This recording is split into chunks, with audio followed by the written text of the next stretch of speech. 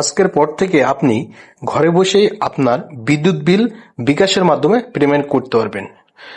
বিকাশের মাধ্যমে বিদ্যুৎ বিল পেমেন্ট করলে আপনার যেমন সময় বেঁচে যাবে তেমন অর্থ বেঁচে যাবে। এর জন্য আপনাকে যেটা করতে হবে, চলে যেতে হবে আপনার বিকাশ অ্যাপ্লিকেশনের ভিতরে। দেন আপনাকে একটি বিকাশ পিন নাম্বার দিতে হবে। আপনি আপনার বিকাশ পিন নাম্বারটি দিন। বিকাশ পিন নাম্বারটি দেওয়া কমপ্লিট হয়ে গেলে আমরা পরবর্তীতে ক্লিক করব। পরবর্তীতে ক্লিক করলে আমরা ব্যালেন্স দেখুন, জাস্ট এখানে ট্যাপ করব। ট্যাপ করে দেখব আমি যেই পরিমাণের বিদ্যুৎ বিল পেমেন্ট করব সেই পরিমাণ আমার এখানে ব্যালেন্স রয়েছে কিনা। না থাকলে আমরা রিলোড করে নিব। যেহেতু আমরা বিদ্যুৎ বিল পেমেন্ট করব তাই আমাদের পে বিলে ক্লিক করতে হবে। আমরা পে বিলে ক্লিক করে দেওয়ার পরে এই ধরনের ইন্টারফেস চলে এসেছে। যেহেতু আমরা বিদ্যুৎ বিল পেমেন্ট করব তাই আমরা এই যে বিদ্যুৎ বিল অপশনটি রয়েছে আমরা এখানে ক্লিক করব। এখানে ক্লিক করলে আপনি যেই ক্যাটাগরির বিদ্যুৎ ইউজ করেন সেই ক্যাটাগরি আপনাকে সিলেক্ট করতে হবে। আমরা যেহেতু পল্লী বিদ্যুৎ পোস্টপেড ব্যবহার করছি তাই আমরা পল্লী বিদ্যুৎ পোস্টপেড সিলেক্ট করে নিব।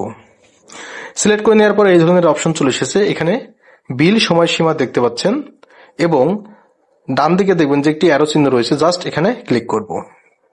এখন আপনাকে যেটা করতে হবে, আপনি যেই মাসের বিদ্যুৎ বিল পেমেন্ট করতে যাচ্ছেন সেই মাসটি আপনাকে সিলেক্ট করতে হবে। আমরা জানুয়ারি মাসের বিল পেমেন্ট করে আপনাদেরকে দেখাবো, তো আমরা এখন জানুয়ারি মাস সিলেক্ট করে নিলাম। 2 নম্বর অপশন দেখছেন যে এখানে SMS অ্যাকাউন্ট নাম্বার দিন।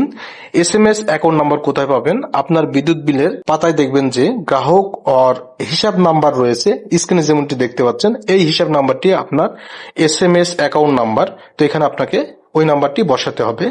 এখন আমি আমার অ্যাকাউন্ট নাম্বারটি দিচ্ছি। অ্যাকাউন্ট নাম্বার দেওয়ার পরে আমরা যেটা করব, পে বিল করতে এগিয়ে যান, জাস্ট এখানে ট্যাপ করব। এখানে ট্যাপ করলে আপনার উল্লেখিত মোট পে বিল চলে আসবে, অর্থাৎ আপনার যে মাসের বিদ্যুৎ বিল আপনি পেমেন্ট করতে যাচ্ছেন সেই মাসের মোট বিদ্যুৎ বিল এখানে চলে আসবে। বিলটি পেড করার জন্য আমরা পরের ধাপে ট্যাপ করুন, জাস্ট এখানে ক্লিক করব। এখানে ক্লিক করলে আপনার এই ধরনের একটি ইন্টারফেস চলে যাবে। তখন আপনাকে যেটা করতে হবে, আপনার বিকাশ পিন নাম্বার দিতে হবে। আমি আমার এখন বিকাশ পিন নাম্বারটি দিচ্ছি। এরপর আমরা যেটা করব, পিন কনফার্ম করুন, জাস্ট এখানে ট্যাপ করব। এখানে ট্যাপ করলে এই ধরনের অপশন চলে এসেছে। এখন আমরা পে বিল করতে ট্যাপ করে ধরে রাখ, জাস্ট এখানে ট্যাপ করব। দেখতে পাচ্ছেন এই ধরনের একটি অপশন চলে এসেছে। এরপরে দেখতে পাচ্ছেন যে আমার কিন্তু বিদ্যুৎ বিলটি অটো পেমেন্ট হয়ে গেছে।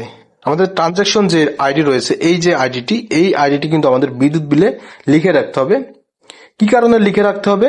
কারণ পরবর্তী বিদ্যুৎ বিলের সময় যদি দেখেন যে আপনার এই বিদ্যুৎ বিলটি অ্যাডজাস্ট করে দেওয়া হয়েছে, তখন আপনি এই ট্রানজাকশন আইডি যে একটি অভিযোগ করতে পারবেন যে আমি গত মাসে বিদ্যুৎ বিল দিয়েছি, তখন তারা আপনার সমস্যাটি সমাধান করে দিবে। সো বন্ধুরা, এইভাবে করে মূলত বিদ্যুৎ বিল পেড করতে হয়।